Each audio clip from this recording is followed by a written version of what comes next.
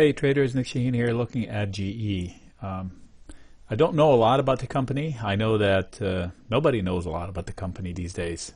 People think that Tusa, the analyst, knows a lot, and he ruined kind of a good little setup that was going on the last few days. But anyway, I'm going to make the assumption that they're still a giant company.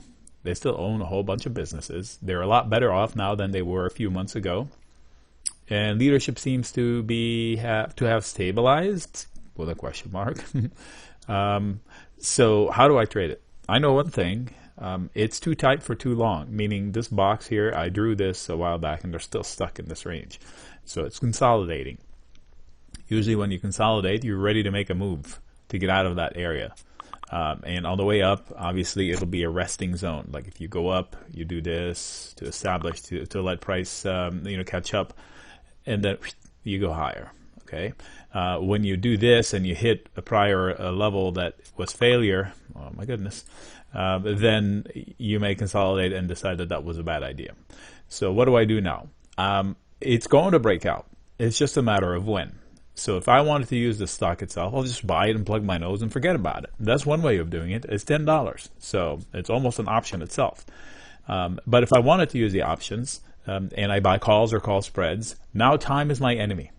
Boom, immediately, as soon as I buy it, tick tock, tick tock, tick tock. When is the breakout coming? When is the breakout coming? When is the breakout coming? Then you become obsessed with it.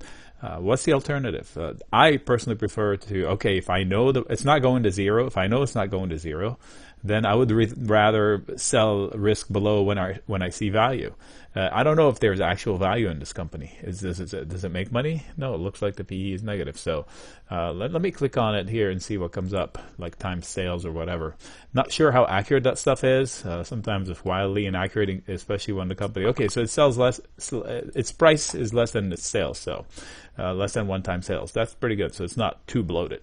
All right, so it comes back to levels. If I wanted to sell puts, if somebody said, hey, I need to go long GE, how would you do it for yourself? Here's how I would do it. I would sell puts in it, say, out to October at $8 or $9, depends on my level of risk tolerance. So at 8, I will probably generate 2 to 3% yield, as if I bought the stock and I made 2 to 3%. The only difference is I don't need it to rally. In fact, it can fall 20% and I still make my money. You say what? Yes, that's how it works. So why these levels that I'm talking about? 1 second. All right, lost my train of thought. Sorry, my phone was lighting up. Okay, so levels, that's where we are. So let's mark it up. All right, so I said that this is a consolidation zone. It's not one hard line in the sand, although this looks like a pretty darn good hard line in the sand. 1050, 1050, 1050 repeats itself. Oh, check that out. 1050. Okay, so I'm going to draw the line in the sand. I'm going to put an alert.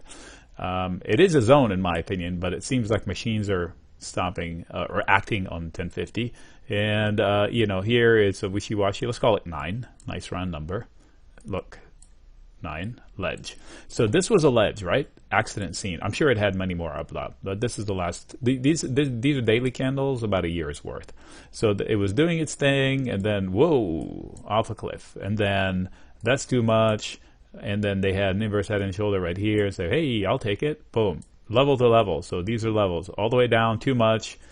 Yeah, okay, and then hey, I'm comfortable jumping above that. So now this should be a floor. So if I'm aggressive, I can sell the $9 put and generate a heck of a lot of more than 2% yield because the premiums will probably be about 50 cents, 60 cents maybe. So what does that mean? I'll explain in a second. But I'm going to go with the more conservative one, the boring one, at 8. So I'm going to sell the put at 8. I'm going to sell that. That would be my preference out to October, say. And I'll collect whatever they give me, 25 cents, whatever it is. You say it's too little, but I'm saying, okay, if I want to go along GE, if I buy the stock now, all of my money, 1050 is on the line right here, right now. Down here, all I'm doing is I'm saying to somebody who's nervous about their stock, I'll buy it off your hands at $8 a share if it goes below it. So my break-even point would be $7.75. I won't start losing money until $7.75. Let's say it drops 25%. I still haven't lost money. So if it goes to here, now I'm losing. Now I lost 0.75, 75 cents per share. I own the stock and I lost 75 cents per share versus somebody who took it from 10.50 and wrote it down $3. So that's what a put does. I sell a put, I commit to buying the shares. So I don't sell a put, I can't buy. The broker will let you sometimes. They give you margin, or they have a formula. And by the way, that's a bad idea, because if you can't do it, because they change their margin requirements overnight, if the VIX spikes, and boom, you get a margin call. And suddenly you have to act even though the trade is still valid. Their parameters don't allow it to stand as it is. If you don't have enough money, then I have to go down to the bank and work all the magic to bring them money. So, or take the loss. So instead of buying upside hopium, selling hopium to somebody or protection to somebody, that's the better way for me to trade a stock of which I'm not sure. So if you tell me on Amazon, definitely I can do that with Amazon, but I also think Amazon can rally, so I'm not that worried about the upside potential. I could probably buy the stock or buy right the stock or buy some way out of the money, way out in time calls or call spreads or in the money calls. So I'm confident that over time Amazon will perform. With GE, there's a big question mark whether they're going to be good or not. So I'm less likely to buy the hopium. So now here's the thing. I can sell the puts and buy the calls. So now I'm long, really long. So if I think it's going to go up and I know it's going to go up, I would do that with Amazon. Sell the put and buy the call, because then the call is cheaper.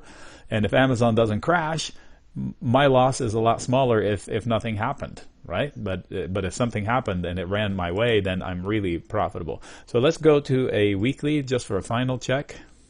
What's going on here? Weekly. Okay, there we go. Ooh, mama.